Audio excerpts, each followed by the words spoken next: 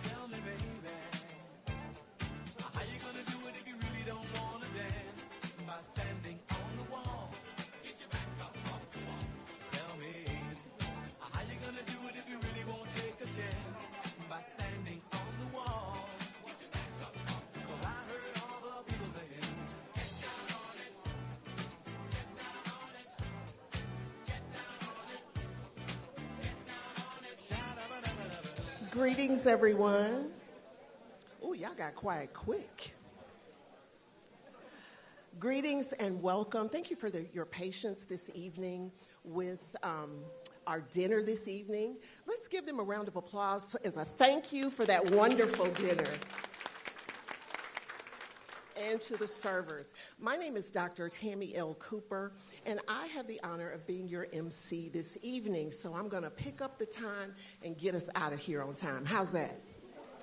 I also have the honor of serving as the academic dean over the School of Business. There are 3 other schools also at Ivy Tech Community College. I'm also a proud graduate of IPS and also growing up in 46226 and 46218. So tonight we're going to keep this moving. The restrooms are right out through this hallway to your left. If you could silence your cell phones, that would be wonderful. So first I have the honor of bringing up Mayor Deb Whitfield for some remarks. We'd like to recognize her for her amazing achievements in the community. Let's welcome her up to the mic.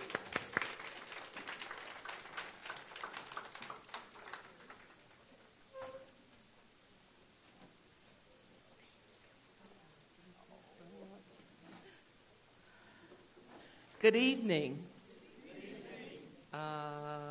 Let's try that again. Good evening. Thank you so much for coming to the City of Lawrence for our State Representative John Bartlett's Town Hall meetings. I'm very excited that he selected the City of Lawrence in our community center this year because it gives me an opportunity to talk to you about the exciting things we're doing in Lawrence. And so thank you for being here. If you haven't noticed, we just finished our State of the City about 2 weeks ago, and we are excited for all the things that we're doing here in Lawrence. June 5th starts our farmers market from June 5th to October, and it's our 10th year celebration. So hopefully you could come out on Thursdays from 4 to 7 to help us celebrate. One of the other things that we're doing this summer is our July 4th celebration, our parade. He doesn't know this yet, but I'm going to ask him if I could ride in one of his cars again this year. And we're having food trucks. But one of the things I wanted to do this year is, I don't know if you know this, but this mayor likes music and likes to dance. So we're having a band. So we're having a blues band in the beginning around 4:30 or so. But at 7:30, the band we're having is Toy Factory. Yes! So we want you guys to come out and celebrate. We're having a fish fry. We're doing a lot of things out here in Lawrence because it's very important for you to understand that Lawrence is a destination place. When you drove up today, you might saw some young children out there playing baseball. We have OYO, Fall Creek. We're doing a lot of things in Lawrence that you may not understand that exist. Public safety is very important to us, and so I see that our prosecutor is in the house. It's so good to see him here. And the state police, every one of the vendors here, thank you for coming out to Lawrence. I see our coroner over there in the back. I see our own Marion County Chief Medical Officer. And I could call out others. That's Dr. Virginia Kane. But it's so important, and thank you all for coming to Lawrence. I think we're going to have a great night of a lot of information and a lot of conversation. And thank you. Come back. Don't stay. Don't be a stranger, because there's a lot of things happening out here.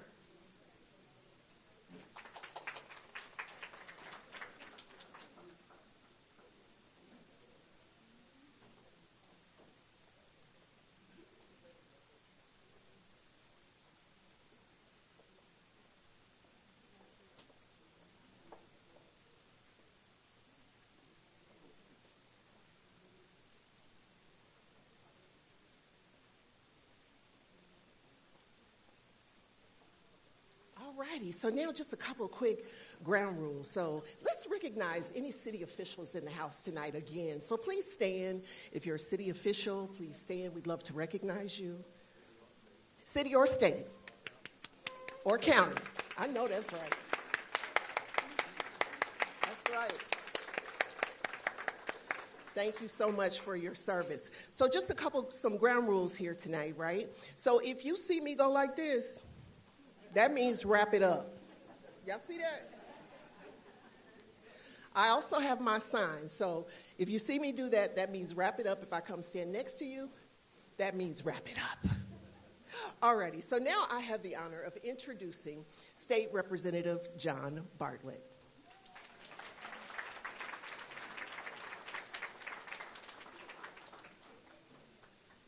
Good evening, everyone. Again, I'm State Representative John Bartlett, House District 95, where you are now sitting. I'm the guy that was late with the chicken. But I wanted to thank each and every one of you for coming to learn what's going on. I will be back later on to give you an update on what happened legislatively. This was a very vicious legislative session. I like to tell the truth unsanitized. So that's what you will hear tonight when I come back. But I just wanted to welcome each and every one of you and thank you so much for coming and participating. Hopefully you're enjoying your meal. And we got started late, so I'm going to back it down for right now and get our next speaker up here because she was so gracious enough to come and do a presentation knowing she needed to be someplace else. But Dr. Virginia Kane is one woman I cannot say enough about. I just love her. If I call her, she's coming, and I truly appreciate that. So I want to get out the way and let her do her thing so that she can get on to her next engagement. And thank you so much, Dr. Kane. You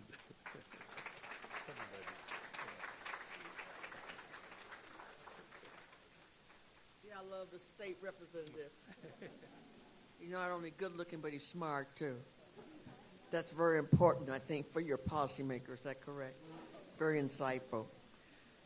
So let me just tell you, this has been a tough season. Things have been changing quite a bit. Indiana, the state, ranks 41st out of 50 states in terms of our ranking for good health. We're 41st worst. So if you're number one, you're the best. But we're 41, so we're in the top 10 states that have bad health outcomes. And as a result, we did a lot of lobbying, working with our policymakers and everything. And we also ranked in the lowest 5th percentile in terms of how much money is given to state and local health department employees. So in the Midwest, we have the lowest salaries compared to the folks in Illinois, Ohio, Wisconsin, Michigan, and even Kentucky is beating us. Sorry, anybody from Kentucky out here? Right, beating us in terms of the salaries that they give.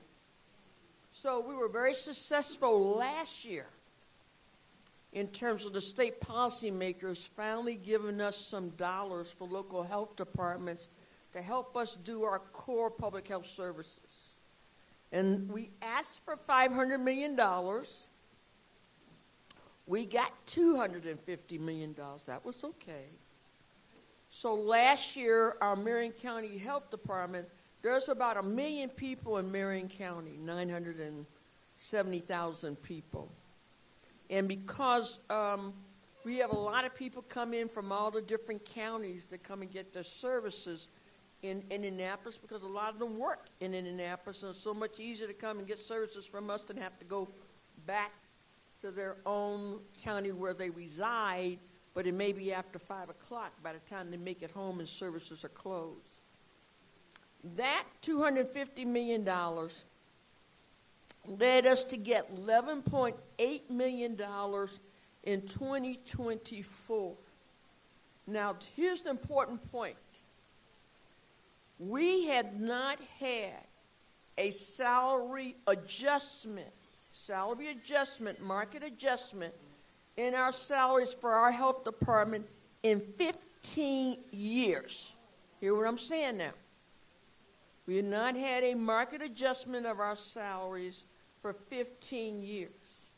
And so it's so important because it's really hard to recruit employees, people you need with skills. Not just anybody can do this walking off the street, some of the jobs that we have.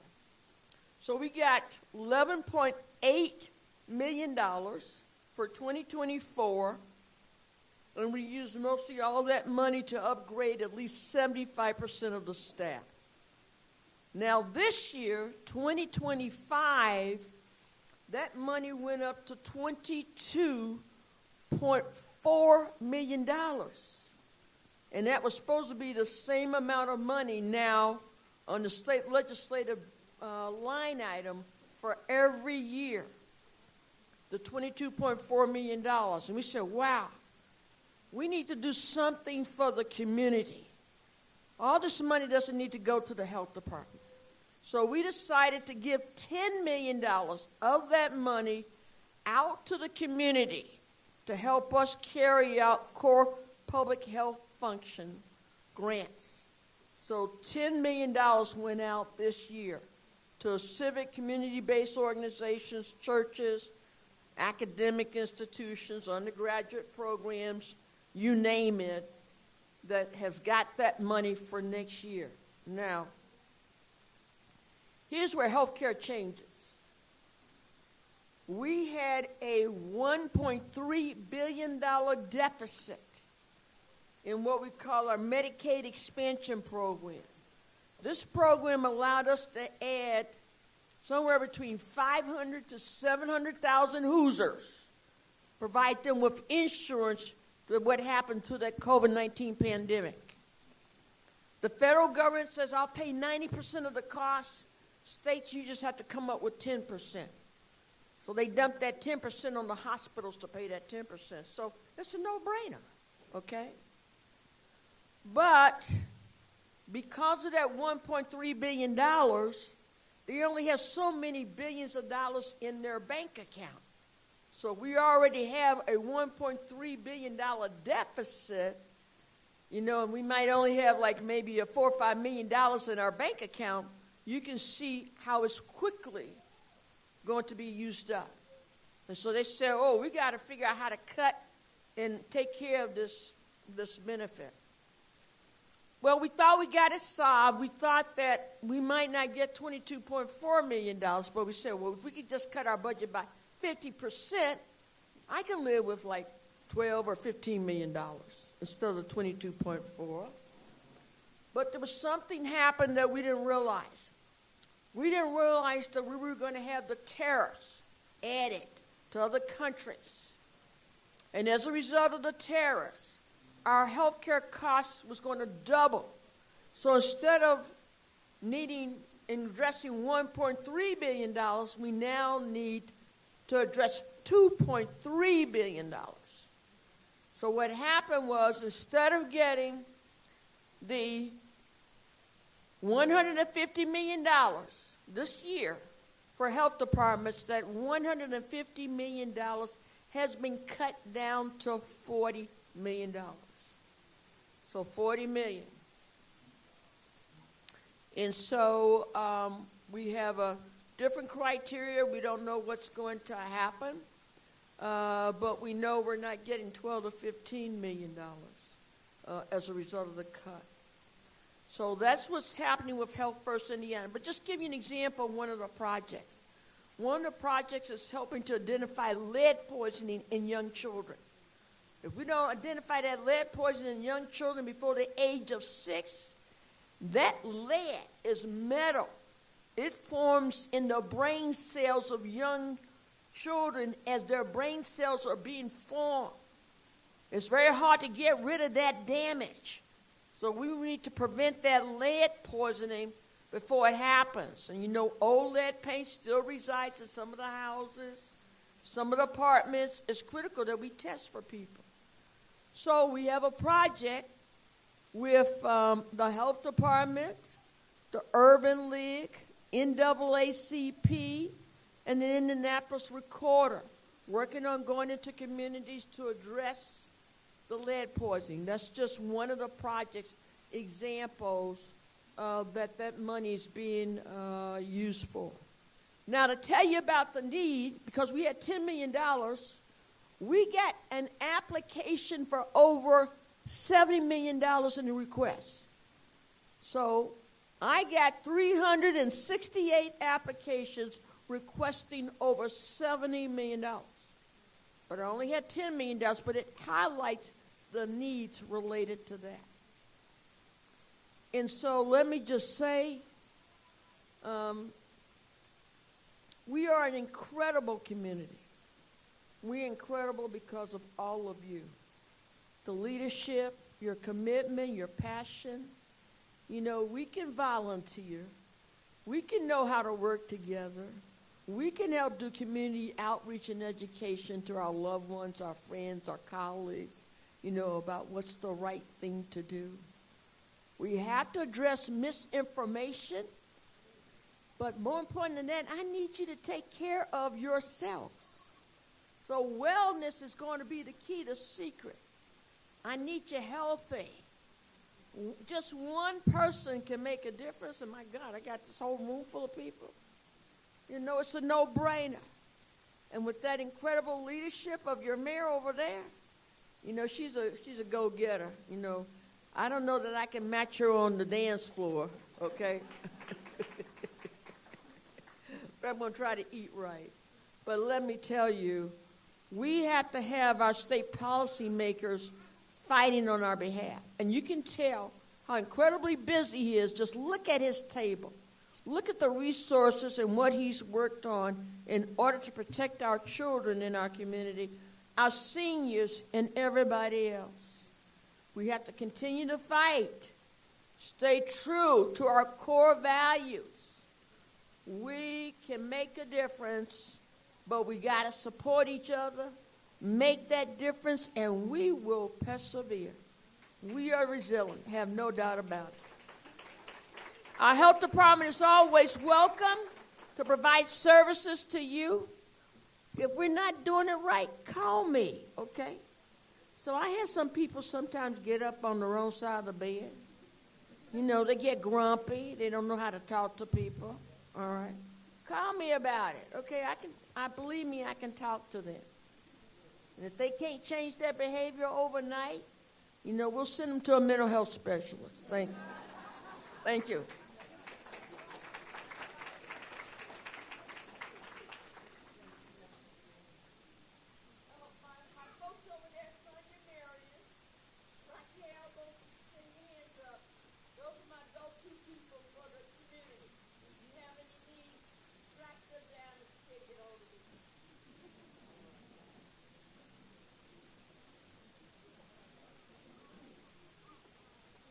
Thank you so much, Dr. Kane. Let's give her another big round of applause for all of her hard work, and I love it. Take care of yourself. I'm going to post that on my social media. Dr. Kane said it. Take care of yourself. If there's anything that we can do, is take care of our health. Health is wealth, and we're going to need that. So we're going to just keep this moving, and I'm going to bring up Mr. Ryan Mears, our Marion County prosecutor.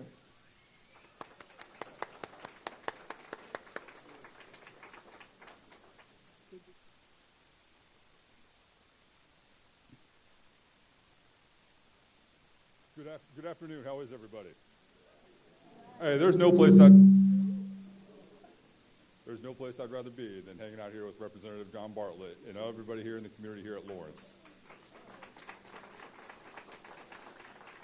And I know Representative Bartlett's going to touch on some of the issues that they encountered at the legislative session this last time. But one thing I did want to highlight is, you know, for me as a prosecutor, one of the things that I ask for is I need the tools to be successful. And one of the challenges that we've faced for a long time is the issue of human trafficking and what can we do to do a better job of raising awareness, training people, and making sure people are aware of what it takes to build a human trafficking case. And Representative Bartlett was really instrumental in passing some landmark legislation this last year that I'm sure he's going to update you on. But I just wanted to let you know that the practical implications of that is our community is going to be a safer place, and a lot of people are going to be saved who are in really difficult situations because of this legislation. And Representative Bartlett is an excellent reminder of if you just focus on the work and you try to help people, you can make an incredible difference, and he does that every day. So thank you, Representative Bartlett, for giving us the tools that we need. Really, really do appreciate it. My name is Ryan Mears. I'm the Marion County Prosecutor, and I feel very fortunate to have this role in this position to be able to work with all of you in our community. One of the things that I enjoy most about being the prosecutor is I get to meet so many different people and really hear from the community what's on your mind. And, you know, when I'm out in the community, the constant thing that I hear from individuals is, what are we doing about violent crime? How are we having an impact there? And I wanted to let you know that last year we had our highest conviction rate ever for homicide cases, for murder cases that went to trial. We won 95% of those cases. We had our highest conviction rate on sex crimes cases. And we've really enjoyed tremendous success in the courtroom because of everything that you in the community do by coming forward to give us the information that we need so we can build really strong cases. And so, you know, I feel like the best thing about a jury trial is that's our opportunity to get feedback from people in the community about what we're doing, because it's 12 random people in the community who literally vote us up or down. Is what we're doing enough or not? And more oftentimes than not last year, we received that, hey, we're on the right track and we're doing the right thing and we're holding the right people accountable. But I'm also a prosecutor who's tried to be really clear to everybody that we're not going to incarcerate our way out of these problems, and there's a lot of things that we can do to help people, which is why we focus so heavily on trying to give people the opportunities to be successful. When I became prosecutor, we started our Good Faith, or our Second Chance program, which really helped people get their driver's license back and help people address prior criminal convictions so they could get them taken off their record, because I found that it really prevented people from finding employment.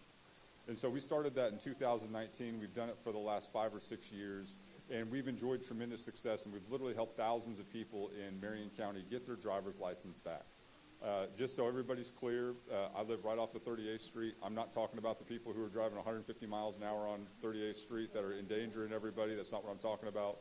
But what I am talking about is the person who maybe didn't come to a complete stop or got pulled over for an improper lane change, and then they don't have $150 to pay their ticket, and then they get their driver's license suspended.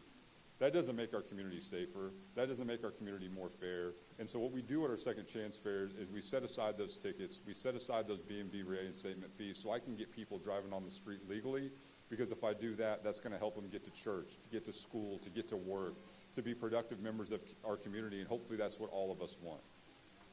Thank you. The other thing that we work really hard on is expungements, because I meet too many good people in our community who want to do the right thing but can't because that prior conviction is holding them back.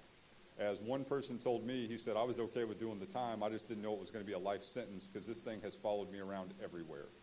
And I can tell you, when we started doing our expungements in 2019, the number one reason why people came to us is for jobs. Now the number one reason why people come to us is for housing. Because people with criminal convictions can't rent. They can't find a place to live. And I'm telling you, as the prosecutor, if you don't have a place to live, you're going to be involved in the criminal justice system. And so if we're serious about root cause issues, then we need to make sure that we're doing something about getting people into housing. Because when people are in housing, they can take care of their family. They can work on their addiction issues. They can work on their mental health issues. And we're giving them something that's called dignity, knowing that they have a place to go every single night. So how do we do this? Well, the biggest thing that we've tried to do is our Second Chance Fairs, and I'm a big dreamer. And last year, I was watching the playoffs, and I saw that Gamebridge Fieldhouse was sold out for a Pacers game, which I love. I'm a big basketball guy.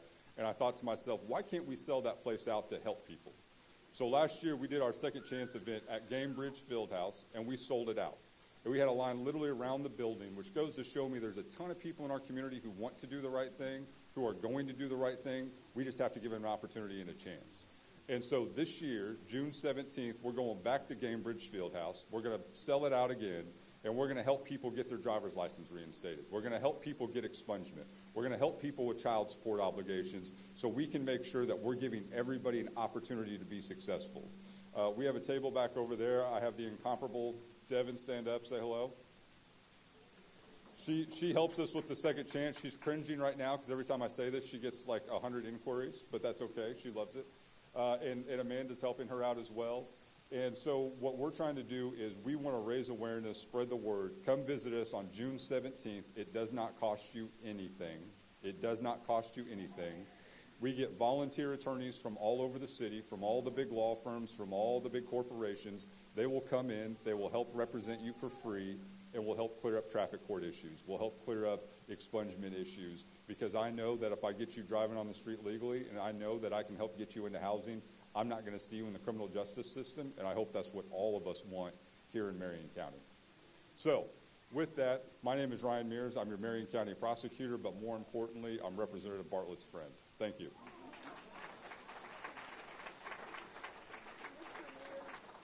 Mr. Mears, how will that be promoted? What you're talking about, how will that be promoted? Will it be on social media? Yes. We need to know. Yeah, so we have a great partnership with a couple of the local radio stations that are going to be promoting it. But it also, is it on our website yet?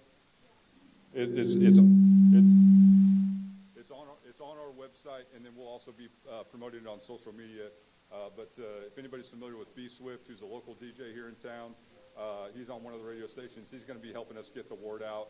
And most of the local radio stations are partnering with us to get the message out, because we want to try to help as many people as possible. Awesome. And you can go visit Devin, and she'll take care of it.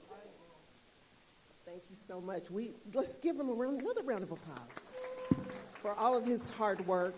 So we need to tell everyone, June 17th, that's a wonderful, great weekend. It is also celebrating Juneteenth. So June 17th, we need to let all of Indiana know about this big weekend and the second chance opportunity. I now have the pleasure of introducing my childhood friend and classmate, Miss Faith Kimbrough. She is the Marion County Recorder.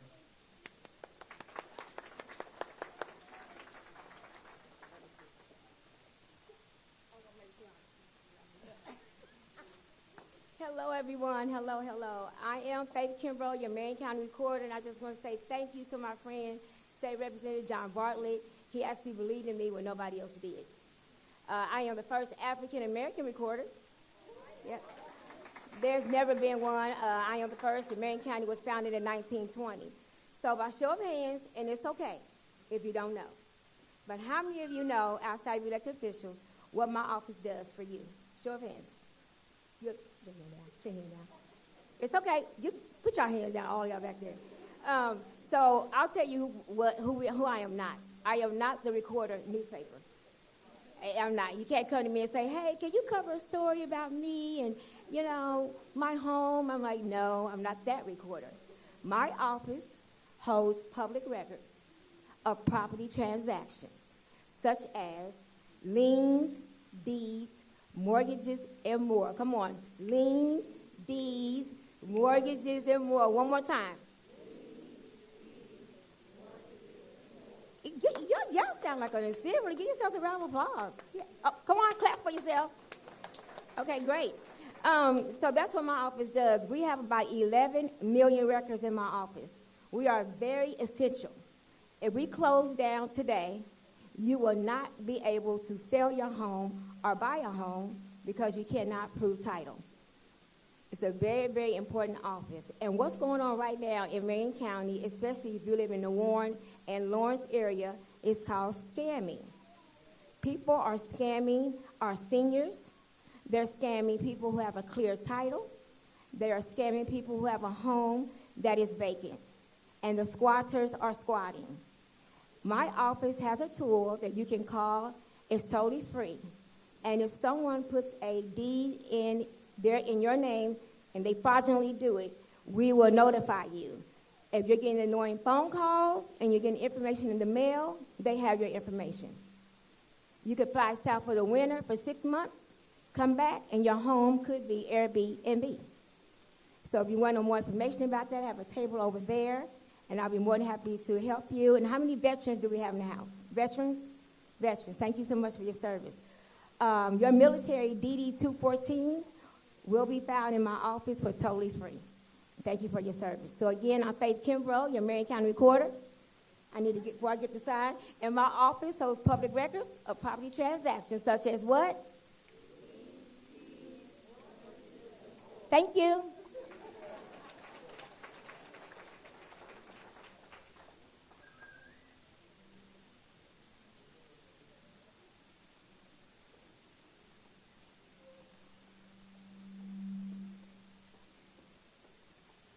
Okay, we're going to keep this party started. How y'all doing? So if I say, how y'all doing, y'all got to say real good. Y'all ready? How y'all doing? That's what I'm talking about. Alrighty, so now I'm going to bring up Miss Janice McHenry with the Attorney General's Office.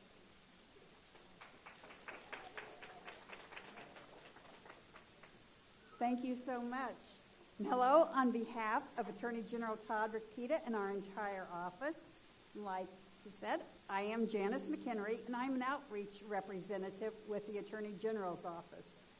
And I want to thank Representative Bartlett for inviting our office to come speak with you today.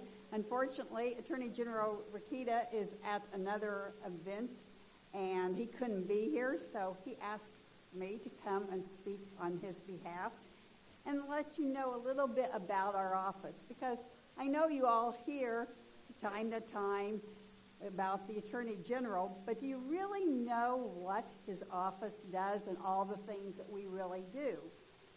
And in fact, at any given time, we are involved in more than 20,000 active legal cases because we do function as the official law firm for the state of Indiana. And as the state's law firm, we defend laws passed by the Indiana General Assembly, defending our state's laws if they are challenged in courts. We defend agencies, office holders, and state employees if they are sued in their official capacities. And we work to uphold criminal convictions when defendants appeal. Attorney General Rokita's office has successfully upheld verdicts against child abusers, murderers, rapists, and other criminals as we work to protect victims, their families, and all Hoosiers. As part of this mission, we provide various victim services, such as the Address Confidentiality Program, which is a free service that enables victims of certain crimes like human trafficking to have confidential home addresses that they can use for everything. And through our Medicaid Fraud Control Unit, we also work to ensure Medicaid dollars are spent on health care and not fraud. And so far, Attorney General Rokita's office has recovered more than $85 million in misspent Medicaid funds. As you may see in the news from time to time, we also work to protect Hoosiers through our Consumer Protection Division, educating citizens and protecting them from illicit business practices such as deception, fraud, cybersecurity threats, data privacy violations, and ID theft. We have obtained more than $1 billion, with a B, dollars in settlements for Hoosiers, including hundreds of thousands from those annoying and illegal robocallers that we all get every day and hate so much. And we also handle unclaimed property. Those of you who have visited the booth have received one of these cards. I hope that everyone does check to see if they have any unclaimed property, because we work very hard to reunite Hoosiers with their own money. Our office achieved a record in 2023 of more than $81 million returned. This can be from various sources. It can be wages, paychecks that you didn't get, savings or checking accounts you've forgotten about, dividends, insurance policies, utility deposits, overpayments of bills, checks that may not have gotten to you for some reason. They've been returned to the business, and then they can't find you. So we like to encourage people to check and visit Indiana Unclaimed. This year alone, we have returned more than $41 million. So hopefully we will beat our record. We return about $1.5 million a week. The average claim is about $900. And the largest we have returned this year actually has been almost $3 million. Wouldn't you have liked to have been the person who that belonged to? We do have over $1 billion out there, so some of it may be yours. You can not only check for yourself, But you can also check for friends and family. And ladies, I always tell you to check your maiden name. We do hold on to it for 25 years when it's returned to us, and then after that time, it does go into the state budget. So please check. And I do know someone over there did find some money today when she checked. So as you can see, we are a very busy office. To carry out all the tasks for which our office is responsible, Attorney General Rakita oversees a staff of over 400 people with one common purpose, and that's serving Hoosiers with servants' hearts. And under Attorney General Rakita's leadership, our ultimate mission is to serve, protect, and defend Hoosiers by championing liberty, justice, and the rule of law. And so as a part of that mission, I am glad to be here today and be able to talk for the office and tell you a little bit about what we do. So thank you all very much for being here tonight. And thanks again for having me.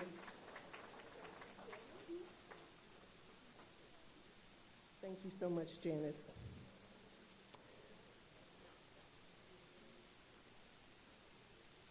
Give me 1 second.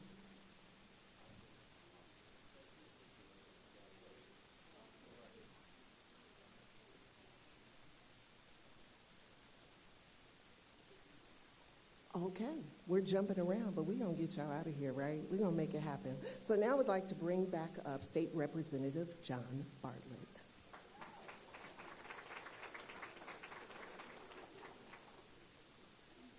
Thank you, Dr. Cooper. I want to kind of give you a legislative update as to what happened from January until April of this year. We were in session. This was a budget year, so it was a long session.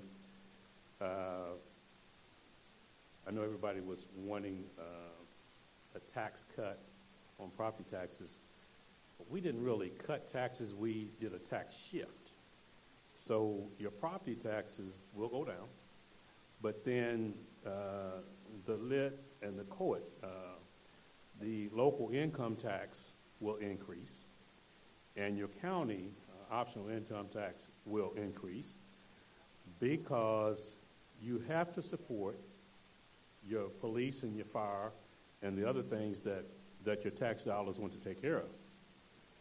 The one thing that you should know about your tax dollars are they pay from the president down to your local advisory boards for your townships. Your tax dollar pays all of them, including me.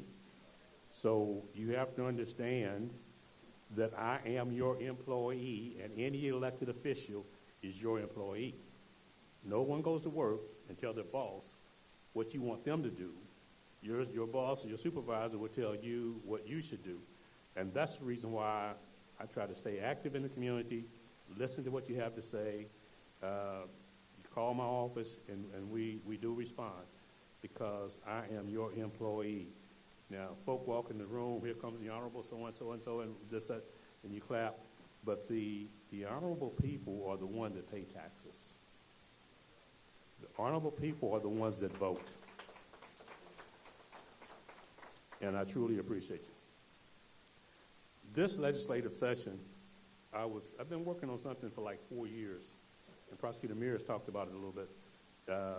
Human trafficking, I think, is the worst crime that could possibly be committed. When someone wakes up and the child is just gone, you don't know if that child has been sexually abused, if they're on some trade labor camp, if their organs have been harvested. You just don't know. And a parent would go to bed every night with that on their mind and wake up with that on their mind every day, each and every day. It just never goes away. So anything that we can do to eradicate human trafficking, it's advantageous to all of us that it happens. It's a $275 billion a year industry. $275 billion a year industry. And it's mostly women and children that are abducted.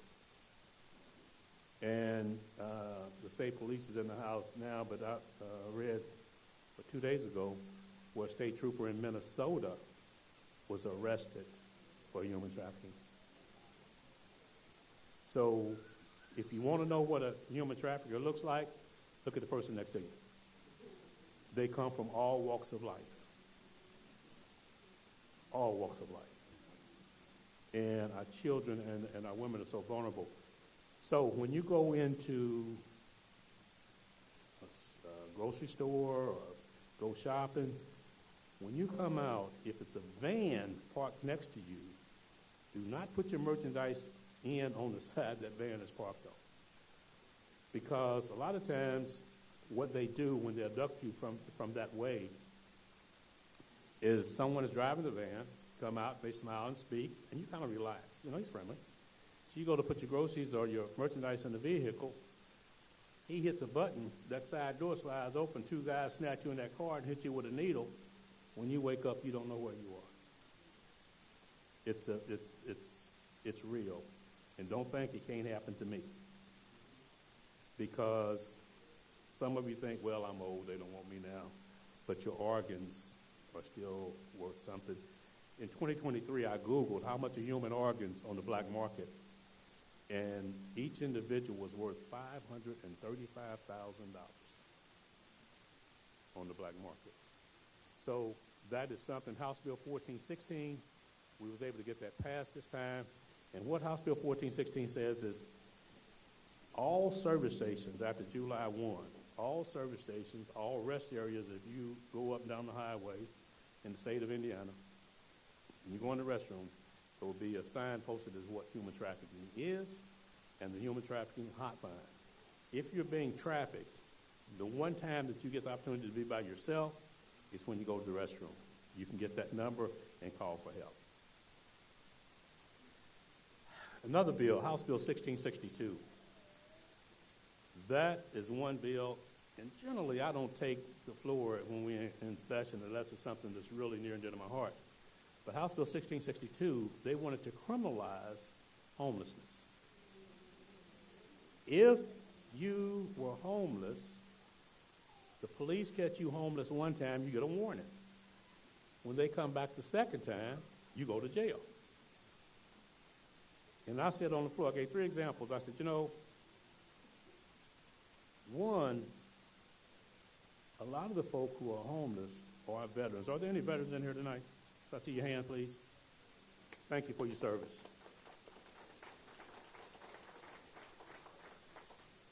But from the time you're born until you're 18 years old, you're taught, thou shalt not kill.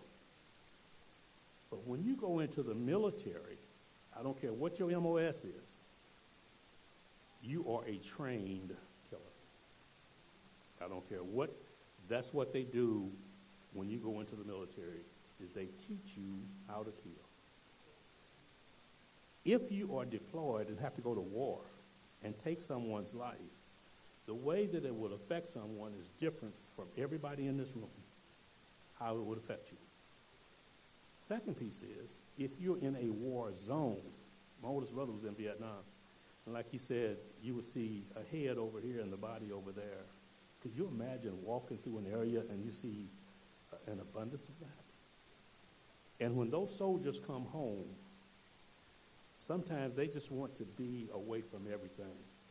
Because, and they were saying a lot of the veterans they want to be homeless. If you would rather be homeless than to have a roof over your head, air conditioning in the summer, heat in the winter, there's something going on here that's not quite right. And so when those soldiers come home, we did not do due diligence and give them the psychological help that they needed. We neglected them. They didn't neglect us. Because when you go into the military, you put your life on the line. You say, I will give up my life to protect those citizens back home and protect my country. But we didn't do due diligence when they came home. Now you want to put them in jail because they're homeless? And you're not providing anything for them to keep them from being homeless? No, that's wrong. The second thing is, everybody in prison is not guilty. Now, most of them are, but there are some folk in prison who are not guilty. I've never been to jail in my life. So if I'm at the wrong place at the wrong time and I get convicted of a crime that I did not commit, so I got 5 years, I go to prison, I'm a model prisoner because jail just ain't my thing. So like after 2 years, I get out. I come home, my wife is gone, my house is gone, my money's gone, my car is gone. I'm homeless. I've always been a good worker. So I can get another job, but you can't come out of prison today and start work tomorrow. So you got to make those connections and whatever, but you're homeless. You got to make those connections. And then once you start work, you got to work two weeks, a month before you get a paycheck. But in this time, in this 2-month time, if the police see me homeless, I get a warning, and when they see me again, I go back to jail. Now I have violated. Because I got out on 3 years probation, I got to go back and do those 3 years that I got out on probation for a crime I did not commit. Some of them said, as a Christian, I would rather see a person in jail than see him out there on the street homeless. And I said to my Christian brothers and sisters, you can read from Genesis to Revelations. You won't find one place where Jesus had an address. And as I understand the story, his parents were homeless because they said there was no room at the inn. He was born in a barn. Would you have arrested Mary, Joseph, and Jesus? They couldn't get enough votes to call the bill down. So they passed on the bill. But they're slick. They stuck it in Senate Bill 297. Senator Alting, Republican senator out of Lafayette, set them ablaze. He said, we're Hoosiers, we're better than this. We're better than this. So he was able to kill it in the Senate. So then they brought it back to House Bill 1014 in the House, and it died in rules because they didn't want to deal with it on the floor because we was ready for them again. But in the process of all that, Sheriff Forstall stopped me. He said, Representative Bartlett, he said, I saw the work that you're doing, but let me tell you this. If I arrest you right now, it costs me $75 a day to keep you in my jail. That's $2,250 a month. He said, I can put you in an efficiency apartment for $1,100 a month. We're making laws and creating legislation, making policy without any thought. We have never studied homelessness in the state of Indiana. I had an amendment to strip that language out and said, let's do a 2-year study on homelessness, and then we can provide what is needed for those who are homeless.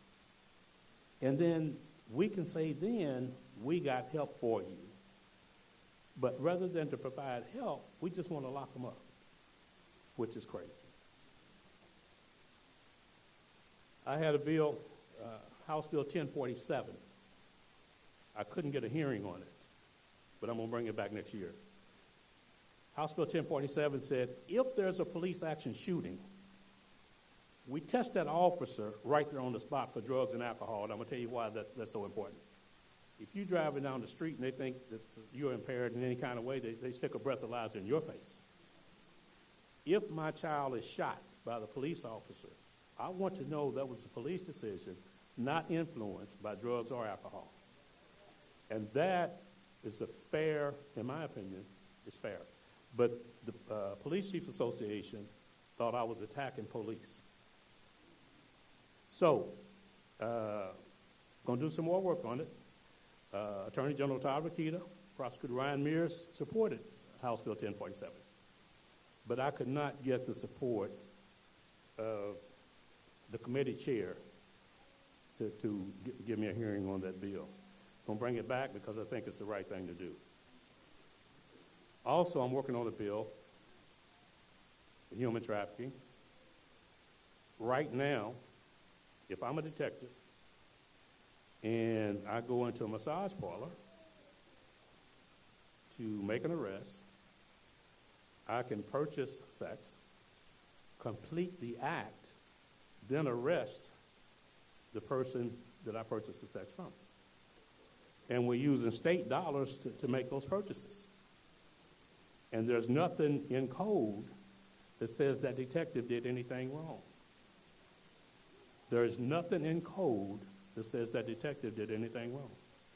That has to stop. That has to stop. You can get your massage, but you can't have the happy ending, okay? So we will continue to work on that.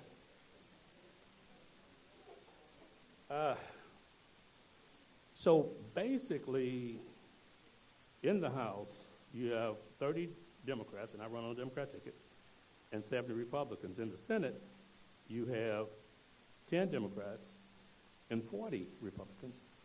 So at one time, when I first went into the legislature, we would debate issues. We barely talk about them now because they just kind of bully us and don't want to offend anybody. And I told you up front that I tell it unsanitized. And I said in the Democrat caucus, the Republicans are bullies, but the Democrats are punks. I grew up in Brightwood at Wayne Wellington. I saw him here. He'll tell you, Bright, you come out of Brightwood, you ain't running. I'm saying, and if you run one time, you might well get you some roller skates because that was your job every day. I'm saying so, but we have to fight. We have to continue to fight. We have to make them know that we're there. We have to call them out. We have to make them know that we're here. I represent 68,000 people. And when I go to the State House, it's my job to make sure that my constituents are heard. And if you don't want to hear, get up and leave out the chamber. But I'm going to tell it. So that's pretty much it. Miss Bobby Howard is going to have a walkathon this Saturday? May the 17th. And she's one who is in House District 95. And she works real hard. I'm going to put for Miss Bobby. She works real hard for homeless. She has a shelter, and that's her ministry. So tell them right quick. Hello, everyone.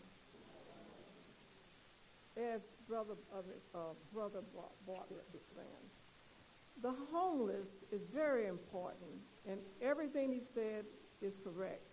I have a passion for helping the homeless. We do not know why people actually end up the way they end up, and all of us are eye blink away from things happening to us. So I do own a shelter where I actually house the homeless. I've had 2 that have gone on to own their own homes. So there is reason to help them. Some you can help and some you can't. But scripturally, we're supposed to help the homeless. We're supposed to love each other. We're supposed to spread the good news, and we're supposed to help the homeless. And that is what I'm about. So the event next Saturday, May the 17th, I'm going to do a walkathon in hopes that we all can come together. If we all come together in the community, we can really make a difference. And it's my intent to do the walkathon and raise funds. Please pledge. Go on the website, Our Purpose, Inc. Our Purpose, Inc. and pledge. We're trying to raise funds to get a building for the homeless so we can work with them and help them and take them to another level. It can happen if we work together. So please come out next week and go on the website and pledge, please. Thank you. Those of you who have problems with your light bill, AES is here. If you go to them, please be kind. They came out to those of us who have issues with a light bill. They are here. And visit all the tables, please. Would you do that? Thank you, Mr. Bartlett. Now I will bring up Lieutenant Williams and Roosevelt Williams with the Indiana State Police.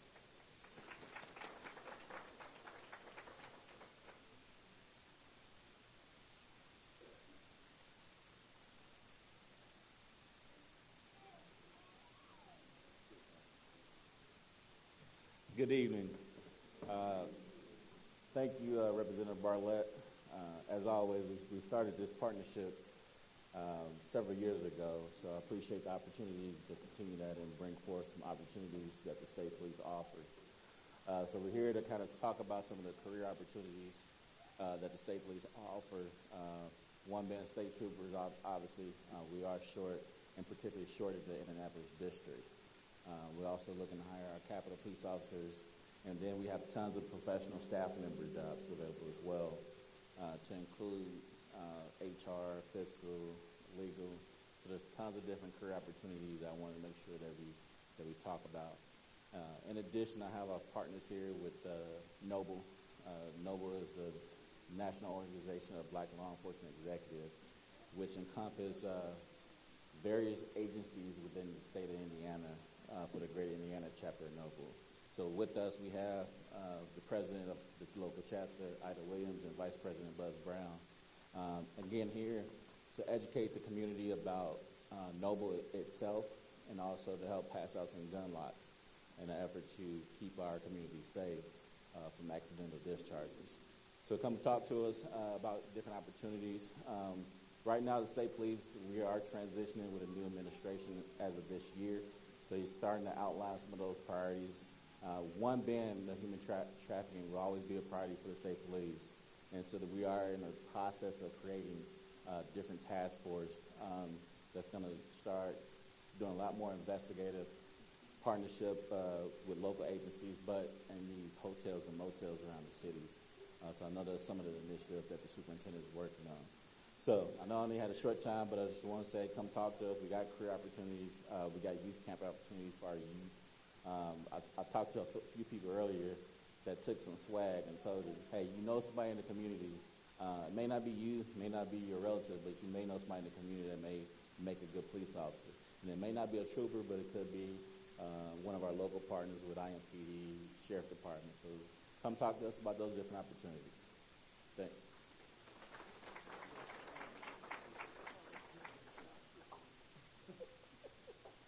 Artie, thank you so much. Coroner McGinty, are you here? Yes? No? Let's see, Coroner McGinty. Okay, all right, she's coming, she's coming. Let's clap her on, bring her on. You sure can't say that. I'll get a hug later. Hello, I'm Alfie McGinty. First of all, I'm too short for this podium, so it's too tall. How about that? Thank you, Representative Bartlett, for inviting me here tonight. So I'm going to talk about one of the things that is guaranteed in life that people don't want to talk about, and one of the two, taxes and death, right? So I just want to share a little bit of information with you about our office, and to also sort of start the conversation about what we can do to prevent deaths that are occurring in our community. And so our office conducts over 4,000 death investigations a year, and we perform over 1,500 autopsies annually. We will release our 2024 stats within the next week, but I have a few numbers to release early to you today. Our job is really public safety and public health. And so we did receive some of the public health funding that Dr. Kane had mentioned, because we are responsible for preventing deaths. Although we conduct death investigations, we want to make sure that we are decreasing the number of deaths that we investigate. So one of the things that many of you have probably heard about is the death investigation of intoxication deaths or drug overdoses. I am happy to report that based on a lot of our partnerships, we've been able to decrease those numbers to 509 as opposed to 700 compared to last year. So 2024, we had 509, and the year before that, it was over 700. So that's a 27% decrease. We are still seeing a 3% increase in those of minorities and blacks who are dying as a result of drug overdose deaths. And so I encourage you to have those conversations with your families. They're difficult, they're hard conversations to have, but there are ways that we can prevent those deaths with the resources that we have in our community, not only for reversing the effect of causing the death, but also treatment that is now available in our community from the opioid settlement dollars. So we have resources on our website that you can go to if you need to help a friend or a loved one to go into recovery. The other stats, real quick, are total suicide deaths. We have seen an increase, unfortunately.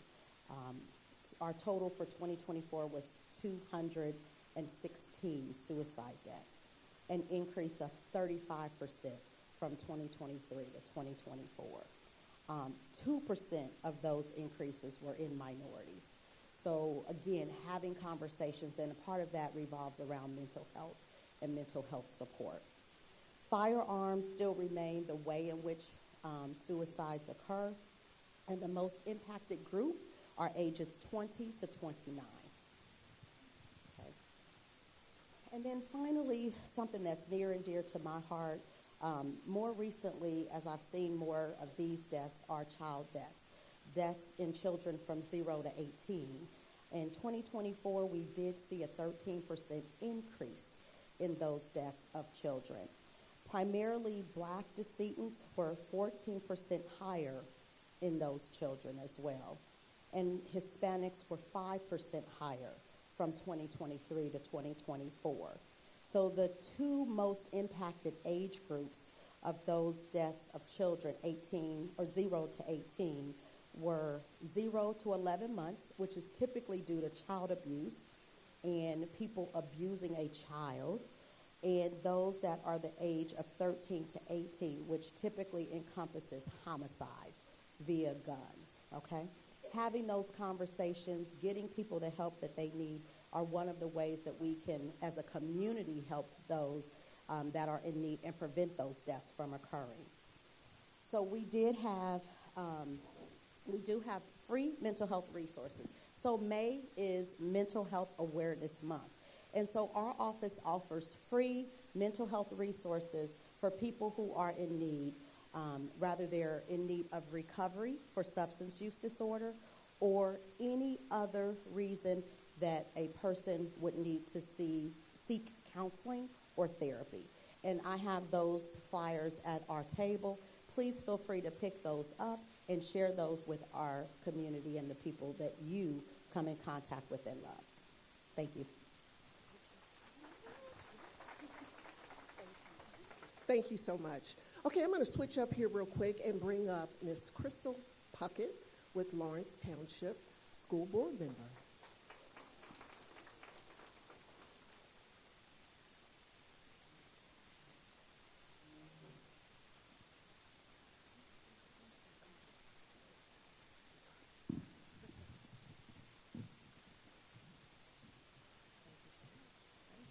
Good evening, everyone. Good evening. Good evening. First, let me begin by saying thank you, Mayor Whitfield, for your leadership and also for hosting today's event. And then also thank you, Rep. Bartlett, for your leadership and facilitating tonight's discussion. My name is Crystal Puckett. I am the Lawrence Township Vice President of the School Board. I have been in service for 5 years now. I have been married for 20 years, and we have 5 children that have previously and currently attend Lawrence schools. I add that because I didn't have any formal training for this leadership role. I am what I call a lay leader, and one of my passions is educating parents and other leaders to run for school boards and other, life-changing seats. Because if you're in this seat, it's a life-changing seat, I'll tell you that.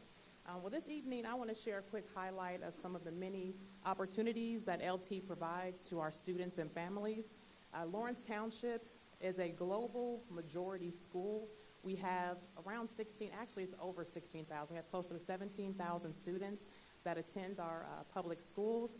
We offer an award-winning dual language immersion program where students become bilingual, biliterate, and also culturally competent. We offer these in 3 early learning centers and 7 of 11 of our elementary, and all of our secondary schools. It's a powerful example of our commitment to equity as well as global readiness. LT continues to lead with innovation and opportunity, as shown with our McKinsey Career Center. This is an amazing center. I actually went there when I was younger. I took auto tech. Little random fact for you. So anywho, McKinsey Career offers hands-on training in fields like health sciences, construction, business, and so much more, and it prepares our students for high-wage, high-demand jobs. And another fact about the Career Center is that it is open to the public. There are hours where the public can come and have lunch at Bernie's place. You can get your hair cut. You can have your hair barbered. You can even have your car serviced. So just something as note that utilize our wonderful Career Center. It helps our students, and it also, I'm all about community. So go out and check it out. We also offer advanced curriculum or dual credit. Dual credit is offered as early as 8th grade to our students. I actually have a student myself who's a freshman who is earning college credits. And I can go on a tangent on this one with all of the legislation that was passed and how it affects a lot of cuts within our township. Having these programs are a way for parents to have students that are college ready, but it also helps to save money. One of my board members that I serve with, her son will be graduating with an associate's degree. That's powerful. That's powerful. And Lawrence Township is a public school, and we educate every young leader that comes through our doors. Public schools, we do not turn any child away, whether they have an IEP, they have a 504, they have whatever that child comes with. If they are experiencing homelessness, whatever, we educate our young leaders. With that being said, we have an amazing program. And let me tell you about this program. I went to a conference once. It's called Communities in School. This is a powerful program that when I went to a conference and I was telling people, just talking about Lawrence, it is very rare for this to be offered in schools. But what this is, it is a resource that is available that we have at every one of our schools. And it helps our students and families if they're in need of food, clothing, social services, our foster children. If there is any barriers to our children's education, this program helps to meet that need.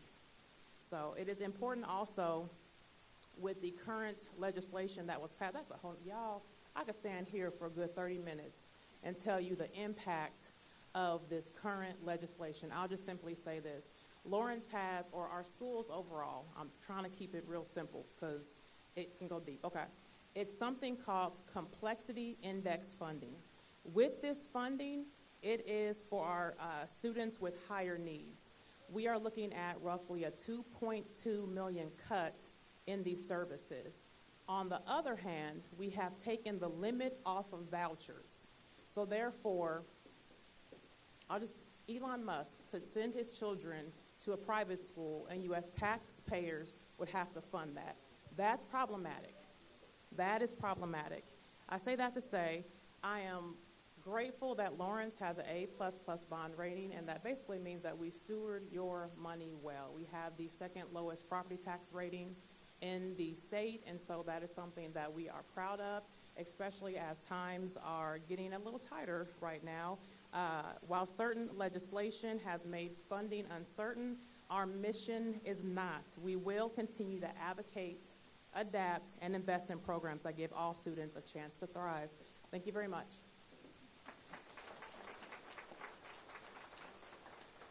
Thank you so much. Okay, I just wanted to take a quick minute. Are there any educators in the house? Stand up if you're an educator, retired educator, current educator. Stand on up. Stand on up. Kudos to all of our educators.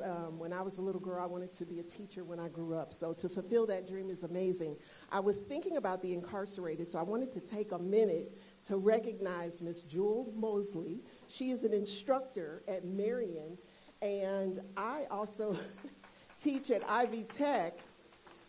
I learned that she is getting ready to teach the first cohort. Is it going to be the first class?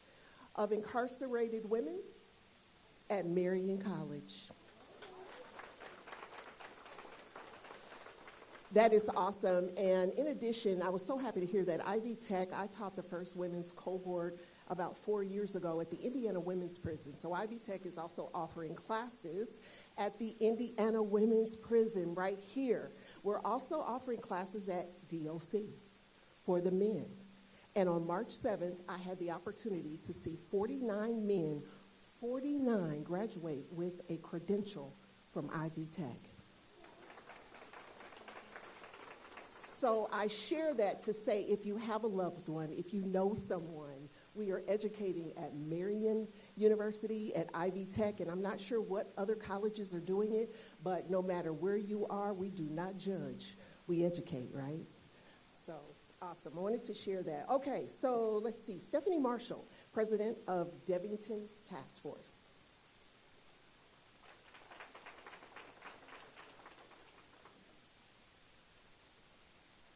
Well, hello, everybody. Stephanie Marshall. I am the president not only of Brendan Park, which sits on the south side of 56th Street.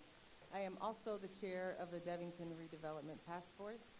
And I wrote my stuff down because I know that I'm on a time constraint. So when you hear me reading, I hope you also get the passion coming from this subject. It is something very near and dear, not only to me, but I know so many people who reside on the corner of 46th and Arlington. So bear with me as I try to get to my point without being long-winded, okay? So the Devington Redevelopment Task Force is 16 members of policymakers, stakeholders, and community leaders. Sharon Arnold is one of them, along with John and our state representative, John Bartlett. Thank you so much for having me. I appreciate you so much. So as far as the Devington Redevelopment Task Force, our mission is to amplify the community's voice. We know something big is happening on the corner of 46th and Arlington, and the community cannot be forgotten from that development, okay? As it relates to our collective vision for Devington Plaza, the task force purpose is rooted in creating collaborative partnerships with impact investors, developers, and local businesses who are intentional about creating sustainable, community-centric development that allow for a better quality of life within our abandoned Northeast community. We want to reconnect Devington back to its community members to which it has always served. In order to accomplish this, it's important to leverage our community's vast experiences, our perspectives, to learn and be able to grow together. It is important not just within our communities, but also our neighbors. The city of Lawrence has done a tremendous job on this side of 56th Street to be able to see a lot of that and inviting the community in the development process, okay? So it is extremely important that we do that on the other side of 56th Street.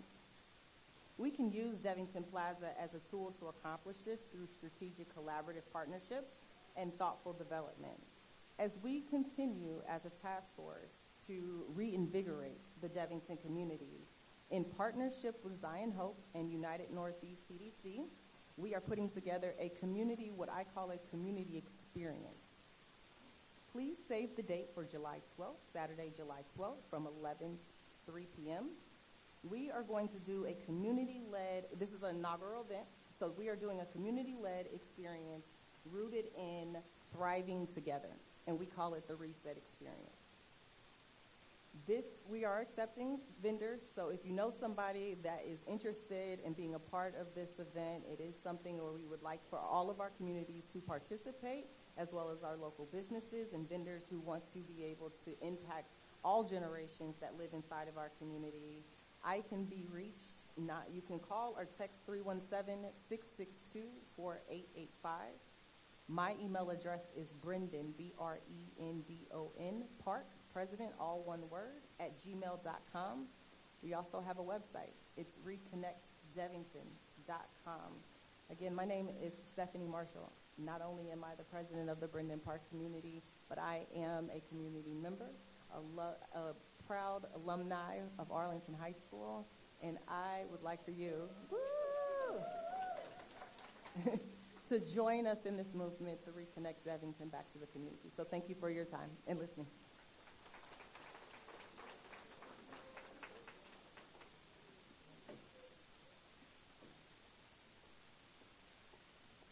Already, y'all still rocking with me? How y'all feel? Oh, y'all forgot. How y'all feel? Let's do it again. How y'all feel? Real good. Okay, y'all ready to go, ain't you? Y'all can't go yet. Alrighty, so is Florence Myers with us? Is she here? Florence, I love you. Florence Myers is coming. As she is coming, she's a disability advocate and one of my amazing former students at Martin University. So awesome.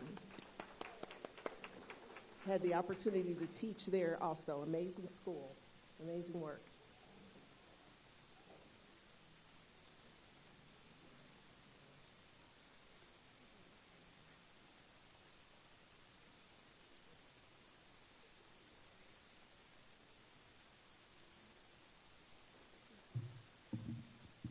Thank you. Yes, thank you.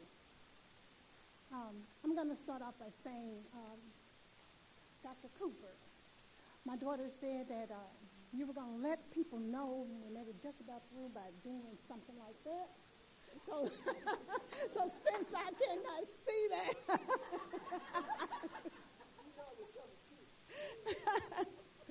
oh, wow. Good evening.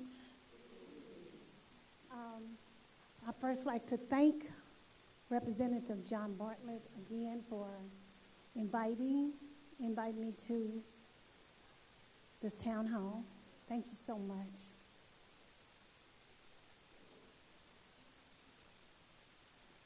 And I'm not going to keep you long. I know we're ready to go, some of us, some of you.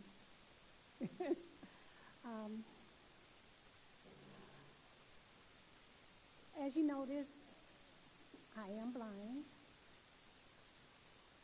I carry my white cane.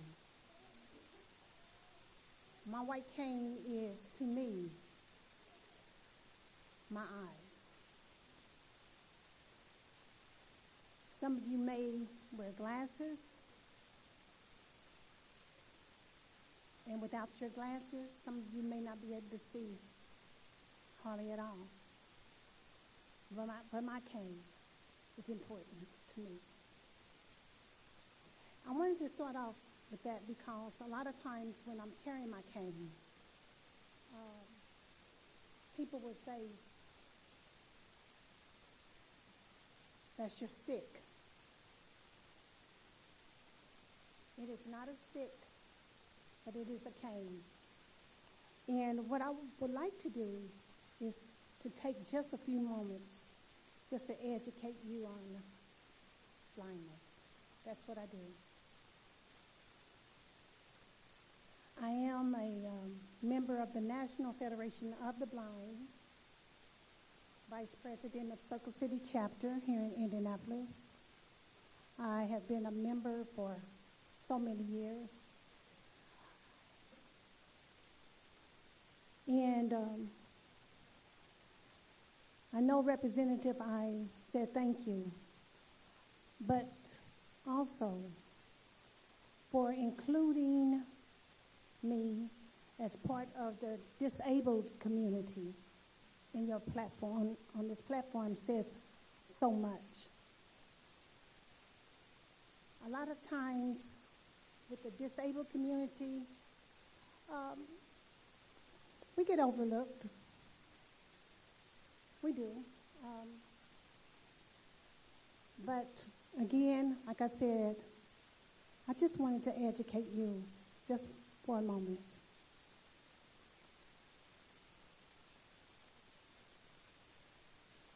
When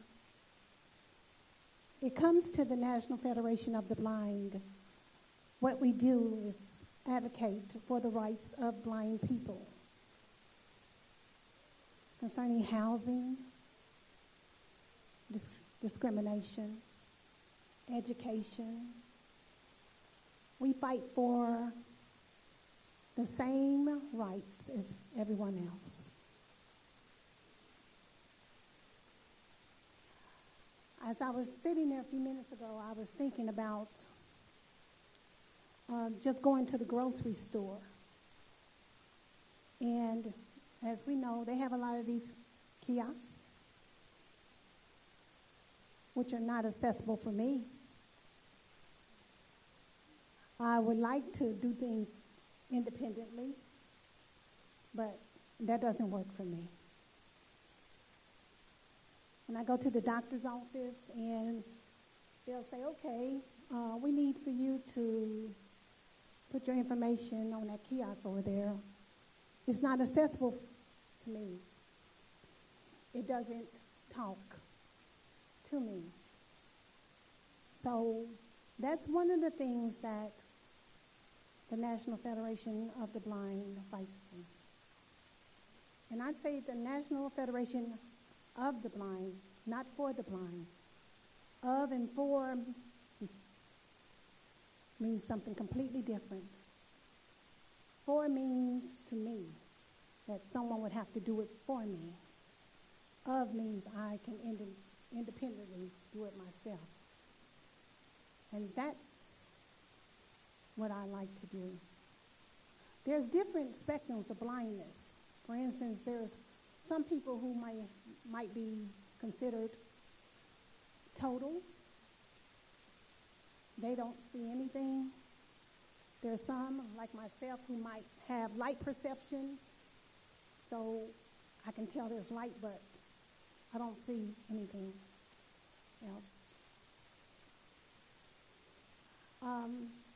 But I'm okay with that. I call blindness for me the gift of blindness, because through my eyes I see so much. Through my vision I see so much.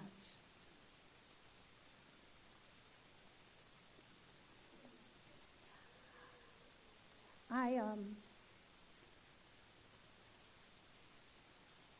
want to share this with you, if you would just give me just a couple more minutes. I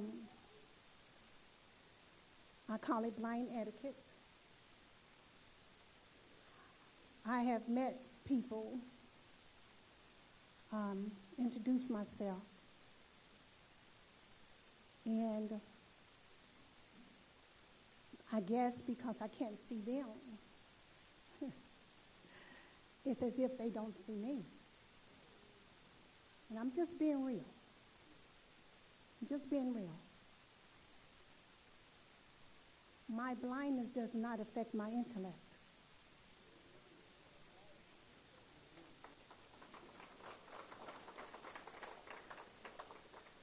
And I've had several times when I'm talking with people and I can say, how are you doing?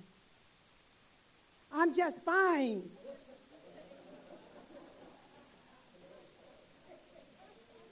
I'm blind. I'm not deaf.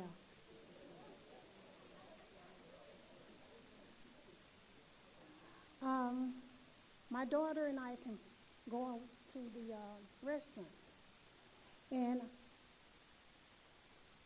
I can go in my purse and pay for my meal. But because my daughter can see,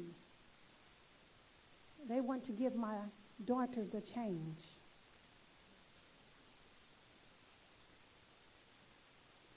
My daughter corrects them.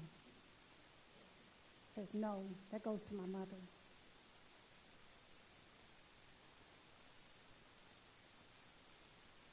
When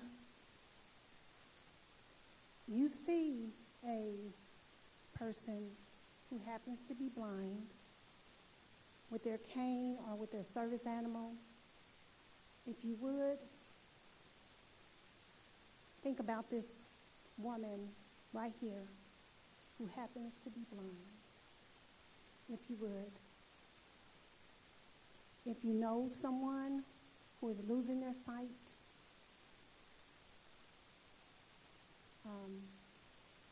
I know this is baby boom generation. It's for me.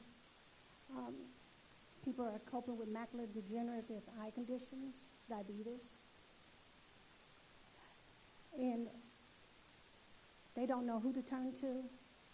There's an organization called the National Federation of the Blind, which stresses independence.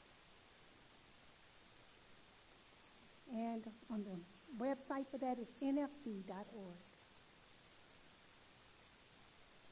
I said I wasn't going to hold you long. So I just want to thank you again, Representative Bartlett, and thank you all for listening to me this evening.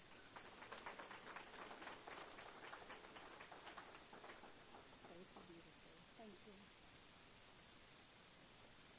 We learn something new every day, don't we? And just listening to her story makes me reflect about our gifts and maybe gifts we can't see, right? And having her as a student for 16 weeks, she says she can't see, but she has a whole different kind of gift of being able to see. And I think that's amazing. All right. So next we're going to, yes. Louis Burgess, a couple minutes so we can get everybody out of here. Or questions, if we have questions. That's the last piece there.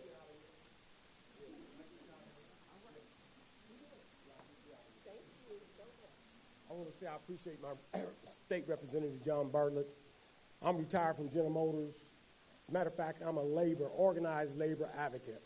Matter of fact, I'm the president of the statewide labor roundtable. We're in Fort Wayne, Kokomo, Terre Haute, because here's the thing. I've been retired for over 20 years now from General Motors. And when I retired, when I started working with GM, I was 18. At the time, with my income, my earnings, I could put kids through college. I could buy a new home. I could have a new automobile at 18. That was in 1964. This day and time with a college education, and there are some professors right now, adjunct professors, they're getting public assistance, okay? And some of them are working out of the back of their automobile. But I thank God for State Representative John Bartlett, because at the end of the day, if you don't know history, history is doomed to repeat itself. The National Labor Relations Act was established in 1935, which allowed organized labor to organize and petition its employers and business for what? Fair labor standard practices. And guess what? Labor is being targeted by Citizens United, ALEC, American Legislative Change Council, and big business, these billionaires and millionaires. And we talked about Elon Musk, that name was brought up, along with Jeff Bezos, that name wasn't brought up, and also Mark Zuckerberg. Let me tell you one thing, folks. And I thank God for State Representative John Bartlett, because now he has put forth what is called an Indiana Labor Hall of Fame award banquet. Because at the end of the day, how much time I got? Can I require? I got something real. This is real good. This is real good here. You want to hear this? Yeah. What I want to say is that here we have. Excuse me.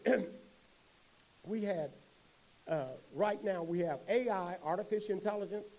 We have self-checkout scanners. We have kiosks which do not pay taxes. Okay, but human beings do. Human beings do.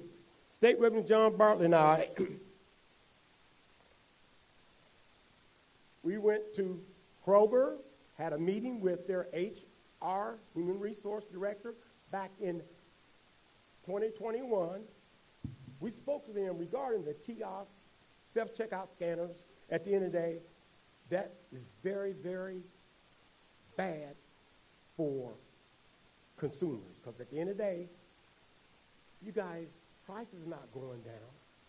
At the end of the day, you have the workers, you're cutting their hours short. Some of them are getting less than 40 hours. They're not getting their fringe benefits that where they'd be able to retire, just like State Representative John Bartlett and I.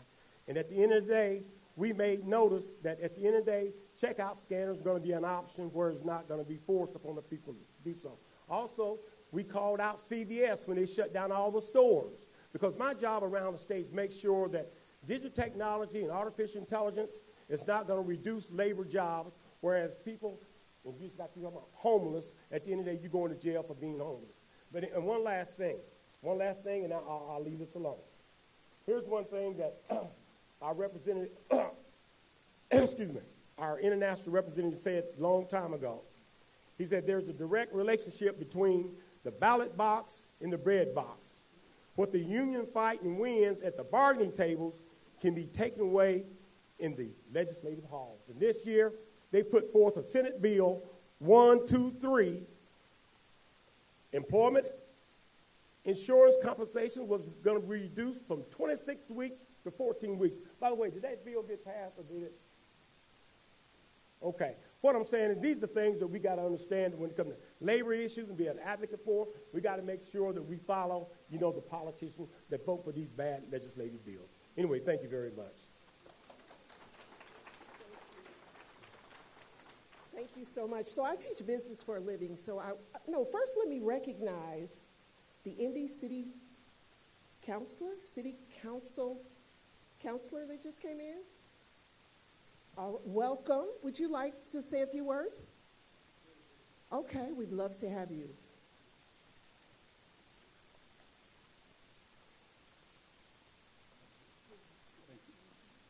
Thank you, everybody. My name is Dan Boots, and I am the City County Councilor for District 3. So I stop at essentially about Sargent Road, over to Keystone, 46 and Fall Creek, up to 82nd Street. So I'm in Representative Bartlett's district, but we're not standing in my district here as we speak. So I just want to introduce myself and let you know you're in good hands with Representative Bartlett. He deserves your support. They fight the good fight on a daily basis down at the State House. And if it wasn't for our Democratic caucus down there, we'd be in a hell of a lot worse shape. So we have that to thank for. So thank you all, and remember to vote. Always get out and vote. Help the process. Without our democratic process, again, we'd be in a much greater world of hurt. So thank you very much. Thank you so much. Thank you. Love those text message alerts. I want to repeat a website that was said earlier. One of my colleagues is here. It's ourpurposeinc.org. Is that correct? Is that it? Okay. Okay, we just wanted to make sure. Okay, got that. The other quick thing I wanted to share before we open it up for questions, we know we went over, we got off schedule a little bit, but that's okay, because sometimes that happens and we have to shift, right? And that's what we're going to do. We're going to shift any room that we walk in and we fight. I love that. I've heard that a few times tonight. There's no other way.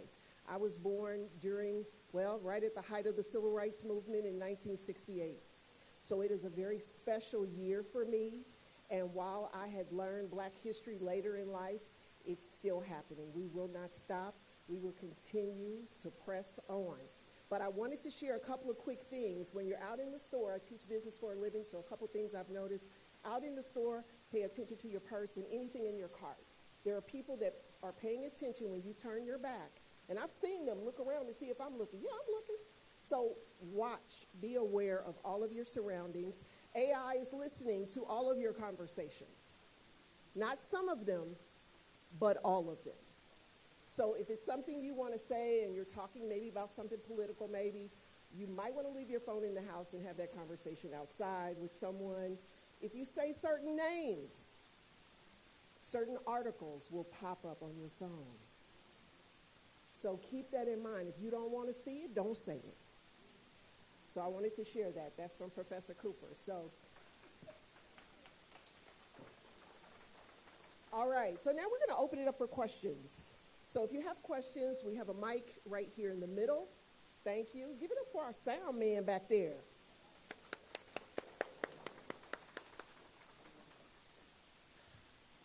Let me recognize Dr. Valerie McCray, who's in the room, ran for United States Senate.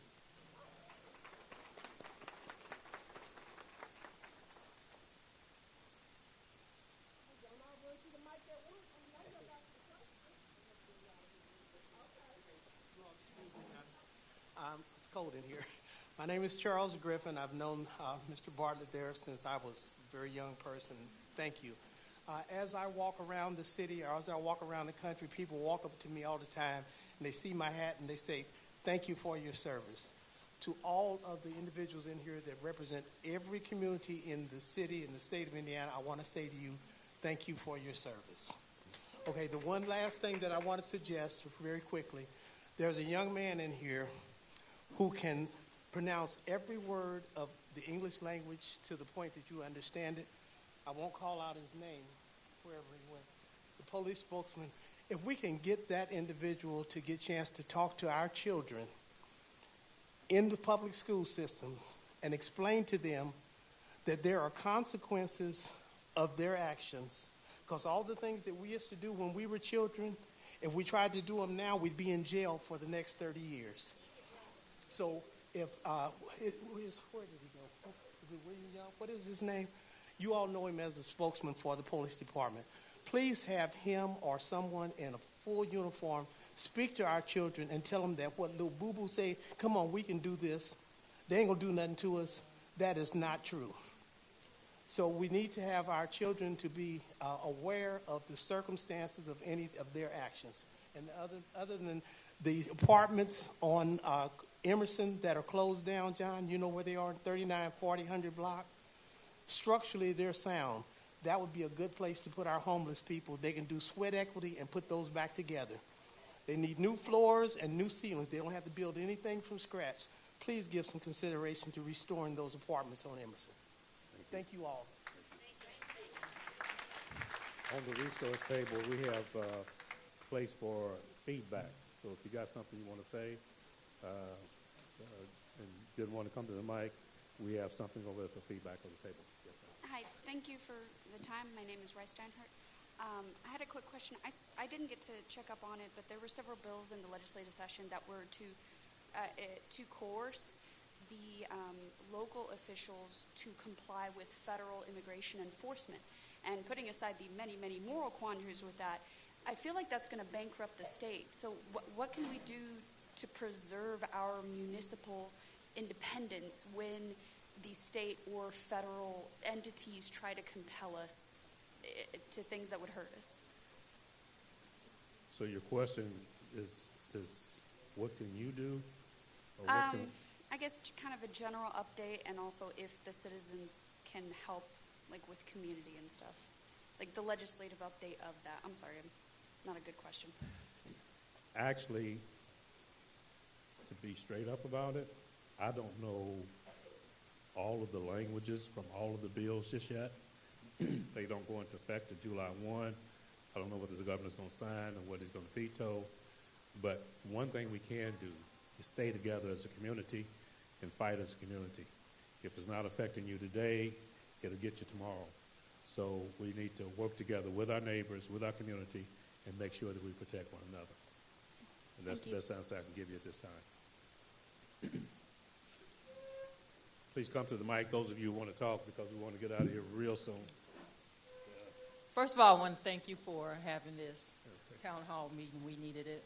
I'm in the Lawrence area between 46th and Midhofer and Post Road and all the way down to Pendleton Pike. And it's a new housing division area. And my concern is that we need to have more concern about bringing people into the Lawrence area by making the environment look a little better. Where I live at, right there at 46th and Midhofer, is very dangerous. The school buses, when they turn at 46th and Midhofer, they almost turn over on their side. There's been accidents. I witnessed one lady in an accident where she died right there in the middle of the street. And the whole area between Post Road, 46, all the way back is very dangerous.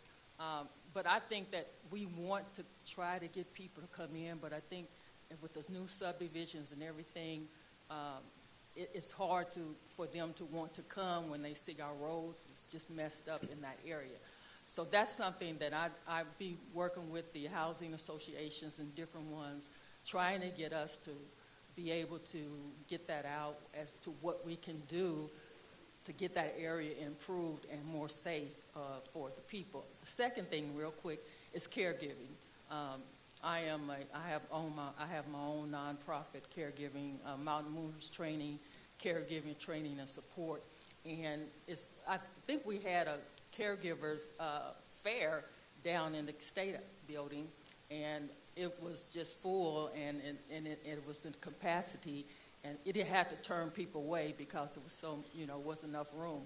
But I think that's something we have to really do. I try to do that in different neighborhoods to make aware, work with different organizations, that we need to make a greater awareness about caregivers and their mental health, and it's going to be needed, even with the millennials coming in and with the different types of disorders, and especially with the baby boomers, and we don't realize just how much we need caregivers, and they're being wore out. They are being wore out, and what I do is help to try to their mental and support them and have group meetings and so forth. But we need more concentration in that in the local area.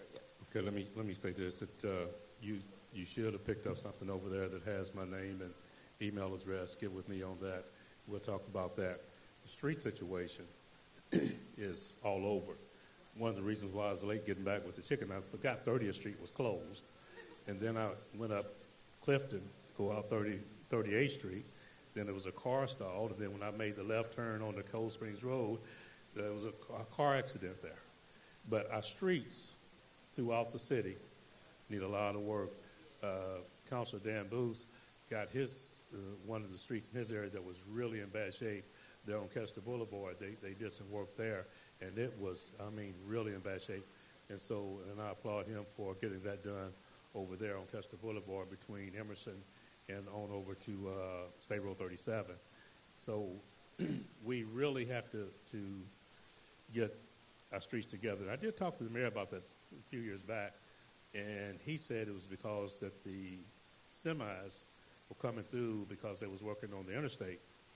And I believe, and I shared with him, that we use a poor quality of concrete. And so he said, well, the trucks create that. I said, no. Because if you fly, you will never find a chuck hole at the airport. And those planes will low a whole lot more than a semi.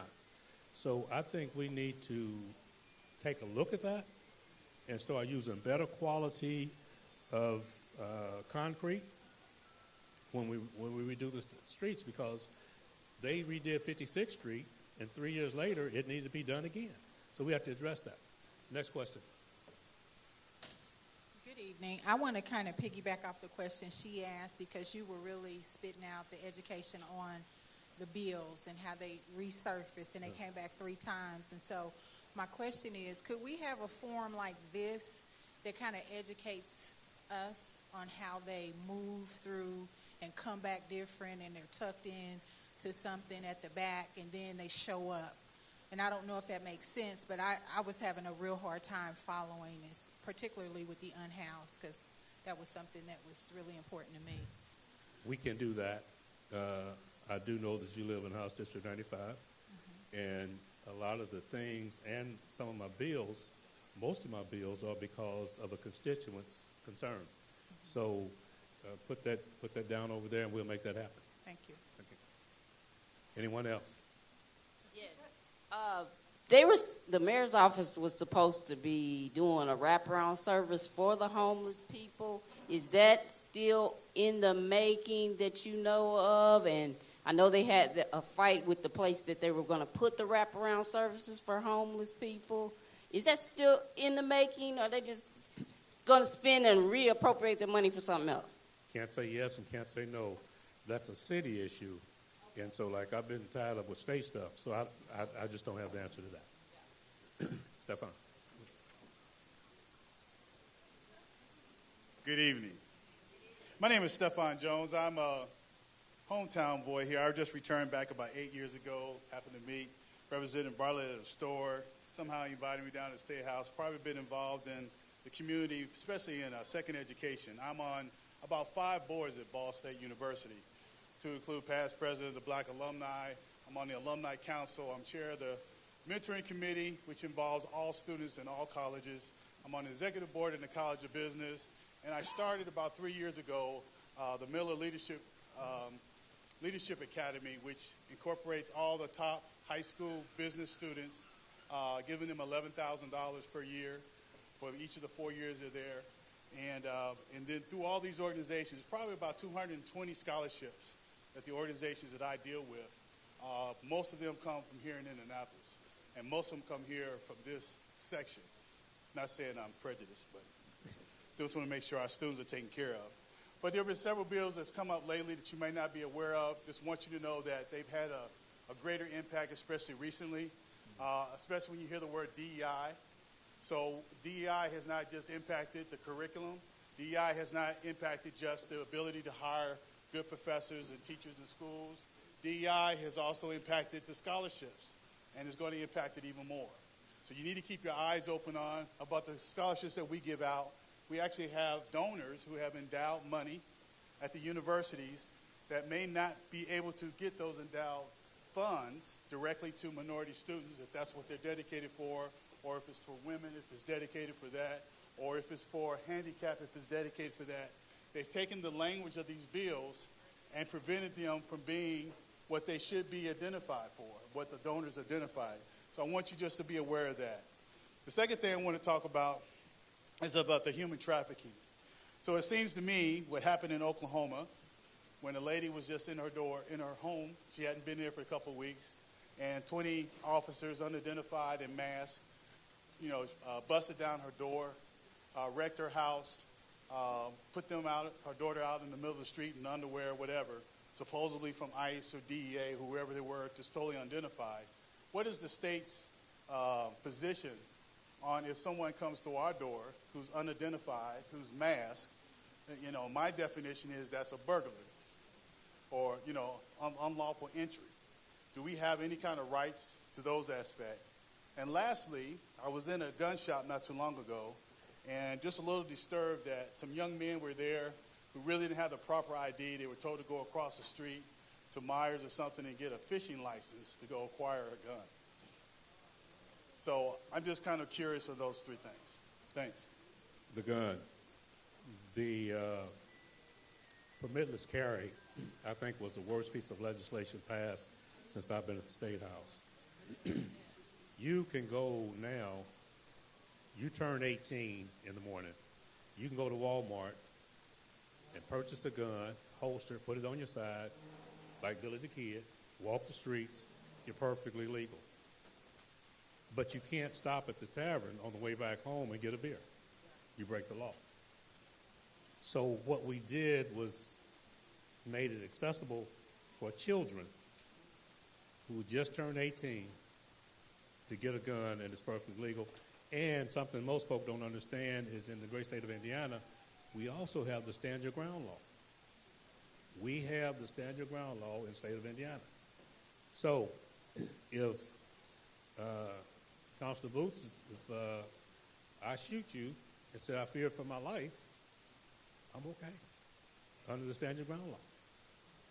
And so a lot of things are happening we're not paying attention to, and we should really be raising hell about, because you're talking people's lives. The Stefan, as far as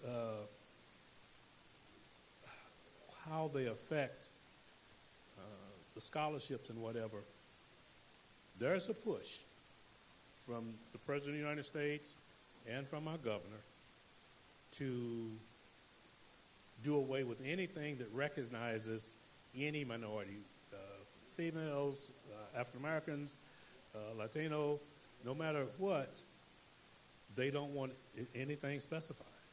And so, where the end is, I don't have a clue. And the only thing we can do is continue to fight against it and fight our will. And so, but we need public support. Those of us who are, those of you who are IT savvy, please keep up with what's going on in the State House. Let your voice be heard. And then by all means, vote. Please vote. Yeah. It's 8 o'clock. You got a question, babe? Hi, Representative Bartlett. Thank you for having this tonight. I was hoping to come. I thought it was yesterday. Okay. But then I went to the Lawrence Government Center and was reeled in to listen to another presentation. So that was very informative. I thank the mayor for that. I work for the state. I'm a contract specialist. I'm a contract specialist for the state. Okay. And I handle a lot of their contracts. I worked for the Department of Workforce Development. Now I'm currently with Family and Social Services. And I see in the contract, as far as minority and women business entities, how will the DEI elimination impact them? Not sure. I also serve on the Governor's Commission for Supply and Diversity. I've been there for like 14 years. And we're not sure. It's in code. So we're not, at this point, we don't think the governor can just violate code. However, I didn't think that they could do what they did with the school systems either, because in my opinion, I'm not an attorney, but in my opinion, what is happening with the school systems is a violation of Article 8 of the Article 8 of the Constitution of the state of Indiana. And so when they took the right away from those of us in Marion County to vote for our judges, I also thought that was a violation of our constitutional rights. So I've been exploring some attorneys that would file lawsuit against the state of Indiana, because that's what we need to do. We have to come together and file a lawsuit against the state, because what is happening to us is wrong. I want to thank each and every one of you for coming and being a part of this. Go by the tables that are here, and thank you. Have a good night.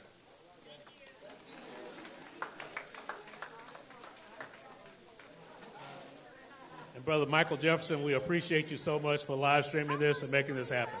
Ball State.